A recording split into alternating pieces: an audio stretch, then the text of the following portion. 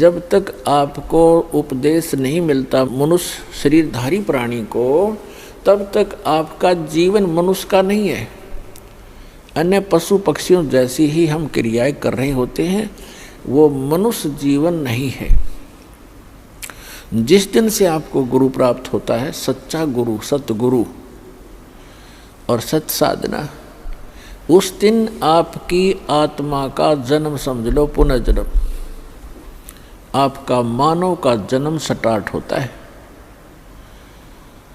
जिस दिन सतगुरु भेंटिया 100 दिन लेखे जान और बाकी समय व्यर्थ गया, गंवा दिया बिना गुरु के ज्ञान। तो दास को ये उपदेश प्राप्त हुआ, ये वो शुभ दिन है। और दूसरा इस समागम का महत्व है कि अमावस्या के तुरंत बाद जो एकम आती है, प्रथमा, उस दिन सन 1997 में इस दास को परम अक्षर ब्रह्म पूर्ण परमात्मा सत्य पुरुष कबीर देव जी ने दर्शन दिए और इस समय को जो कि उन्होंने निर्धारित किया हुआ था, उसको बताया कि सार्थक समय है, अब इस सार नाम का दान करना प्रारंभ कर दे। तो पुण्यात्माओं, इस समागम के अंदर ये 2 महत्वपूर्ण घटनाएं दास के जीवन में घटी हैं। अमावस्या को तो नामदान हुआ दास को, और 1997 की प्रथमा को परमात्मा के दर्शन हुए।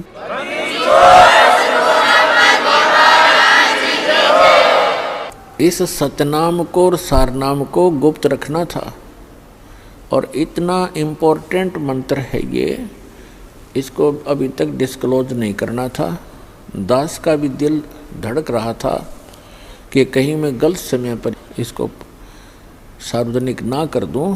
सन 1994 में दास को नाम दान करने का आदेश मिला था पूज्य गुरुदेव से।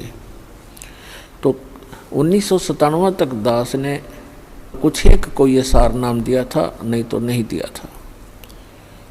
मुझे हिचका हुआ देखकर परमात्मा को आना पड़ा, क्योंकि वो आपके लिए भटक रहे हैं। हम तो जीव हैं, जीव तो जीव जितनी सोच ही रखता है।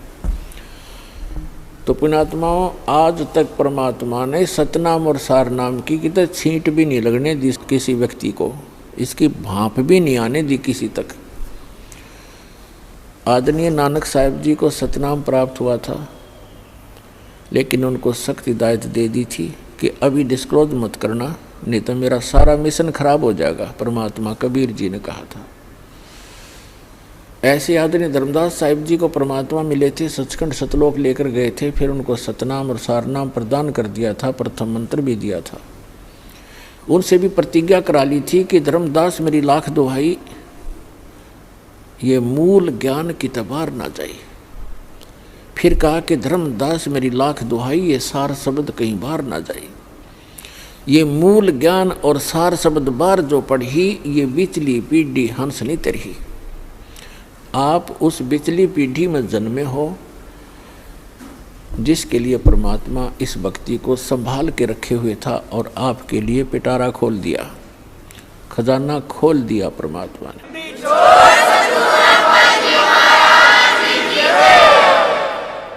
आदरणीय गरीबदास साहिब जी को परमात्मा मिले, उनको कंप्लीट स्पिरिचुअल नॉलेज उनके अंतःकरण में फीड कर दिया, उन्होंने फिर वो लिखवा दिया।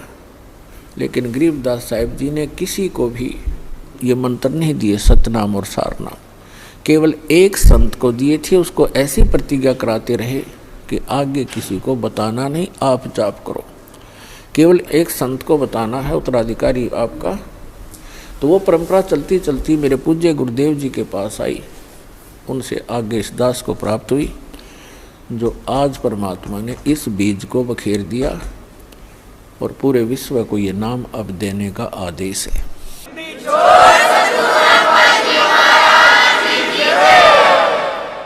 तो पुण्यात्मा भक्ति करने के लिए, परमात्मा पाने के लिए, आत्म कल्याण कराने के लिए सबसे प्रथम हमारा गुरु होना चाहिए। परमात्मा कहते हैं गुरु बिन माला फेरते, गुरु बिन देते दान, गुरु बिन दोनों निष्फल हैं, चाहे पूछो वेद पुराण। पूर्ण संत के बिना, सतगुरु के बिना यदि आप जी नाम जाप भी करते हैं और कोई दान धर्म भी करते हैं, वो आपका व्यर्थ है। फिर उदाहरण देते हैं कि राम कृष्ण से कौन बड़ो, उन्हों भी गुरु कीन, और 3 लोग के वे धनी, गुरु आगे अधीन। परमात्मा हमें याद दिलाते हैं कि गुरु के बिना यदि कोई साधना करता है वो व्यर्थ है, दान धर्म करता है वो भी व्यर्थ है। फिर उदाहरण देते हैं कि कोई अपने आप में ये समझे कि गुरु की शरण में जाना आवश्यक नहीं है, तो आप जी यानी विशेषकर सनातनी लोग, हिंदू धर्म के व्यक्ति श्री राम और श्री कृष्ण जी को सुप्रीम पावर मानते थे। तो परमात्मा ने उन्हीं का उदाहरण देकर बताया है कि राम कृष्ण से कौन बड़ो, उन्हों भी गुरु कीन, और 3 लोग के वे धनी, गुरु आगे अधीन। श्री राम और श्री कृष्ण जी ने भी गुरु धारण किए, तो आप अपनी सतीथि से परिचित हो जाना कि आपका कैसे गुजारा होगा, आपका निर्वाह कैसे होगा बिना गुरु बनाए और भक्ति किए। उन्होंने भक्ति की, उन्होंने गुरु भी बनाए, आप जी जिनको भगवान मान रहे हो। तो पुण्यात्मा बुद्धिमान को संकेत पर्याप्त होता है। परमेश्वर कबीर जी ने कहा था कि 3 लोक सब राम जपत हैं, जान मुक्ति को धाम, और वशिष्ठ मुनि ने श्री राम को दिया ओम नाम। क्या बताते हैं कि आप जी तो श्री रामचंद्र जी पुत्र दशरथ जी को एक भगवान मानकर उसकी पूजा करते हो, और कहते हैं 3 लोक सब राम जपत हैं, रामचंद्र, श्री राम, सीताराम, और जान मुक्ति को धाम श्री राम वशिष्ठ गुरु कियो, और उनको भी दीनो ओम नाम। रामचंद्र जी तो ओम नाम जप पर, तुम राम राम जपो, देख दोगली बात तुम्हारी। कबीर साहब कहते हैं देखो भाई अकल का टोटा, ये अकल का टोटा न्यों बताया, बगैर ज्ञान के इंसान ऐसे भ्रमित है। फिर बताते हैं अपनी महिमा आप ही सुनाते हैं, दूसरा कोई है नहीं जिसके ऊपर परमात्मा उस एग्जाम्पल कोड करें। आप आरती आप साजे, आप किंगर आप बाजे, आप ताल झान झनकारा, आप नचे आप देखन हारा, कहे कबीर ऐसी आरती गाऊं, आप मध्य आप सुनाऊं। तो क्या बताते हैं कबीर साहब, कहते हैं कि सतगुरु के उपदेश का लाया एक विचार, जय सतगुरु मिलते नहीं तो जाते नरक द्वार। नरक द्वार में दूत सब करते खेचातान, उनसे कभू न छूटता फिर फिरता चारों खान। 4 खानी में भरमता कभू न लगता पार, सो फेरा सब मिट गया मेरे सतगुरु के उपकार। 7 समुद्र की मसी करूं, लेखनी करूं बन राय, धरती का कागज करूं, गुरु गुण लिख्यो न जाए।